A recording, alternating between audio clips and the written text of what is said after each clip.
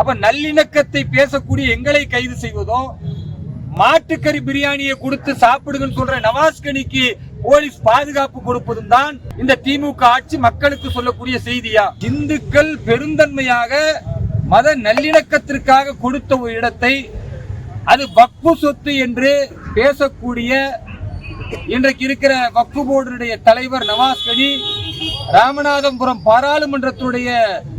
பாராளுமன்ற உறுப்பினர் நவாஸ்கனி அவர்கள் இந்துக்களுடைய உணர்வுகளை புண்படுத்தும் விதமாக அங்கு தொடர்ந்து இந்து அமைப்புகளும் பாரதிய ஜனதா கட்சியும் இந்து மக்களுடைய நம்பிக்கை உள்ளவர்களும் அந்த மலையின் புனிதத்தை கெடுக்க கூடாது என்று தொடர் போராட்டம் நடத்தி கொண்டிருக்கும் பொழுது அங்கு தன்னோடு அழைத்து வந்தவர்களிடத்தில் மாட்டு இறைச்சியை கொடுத்து மாட்டு பிரியாணி சாப்பிட்டு மலையின் புனிதத்தை கெடுப்பார்கள் என்றால் இது மத மோதலையும் சமூகத்தின் பதட்டத்தையும் ஏற்படுத்துகிறது.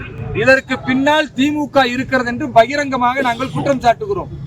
2026 தேர்தலை மனதில் வைத்து திமுக டெபாசிட் இல்லாமல் போய்விடும் என்ற பயத்தின் காரணமாக இஸ்லாமிய சமூகத்திற்கும் இந்து மக்களுக்கும் மத்தியில் ஒரு கலவரத்தை ஏற்படுத்தி கோவையை போன்று மதுரையை ஆக்குவதற்கு திமுகவினர் திட்டமிடுகிறார்கள். அதற்கு இந்த அரசு துணை போகிறது என்பதுதான் பகிரங்க குற்றச்சாட்டு. அப்போ மத நல்லிணக்கத்திற்கு ஊறு விளைவிக்கக்கூடிய நவாஸ்கனி மாட்டுக்கறியை சாப்பிடக்கூடிய நபர்களை அங்கு அனுமதிக்கிறார் என்றால் அது தவறு என்பதும், இந்துக்களுடைய புனிதங்களை பாதுகாக்கப்பட வேண்டும், அதுதான் இஸ்லாமியர்களுடைய உண்மையான உரிமை கடமை என்பதை உணர்ந்து வேண்டுமென்றே காவல்துறை எங்களை கைது செய்து எந்த காரணமும் இல்லாமல் நல்லிணக்கத்திற்கு தடையாக இன்றைக்கு காவல்துறை மாறி போயிருக்கிறது.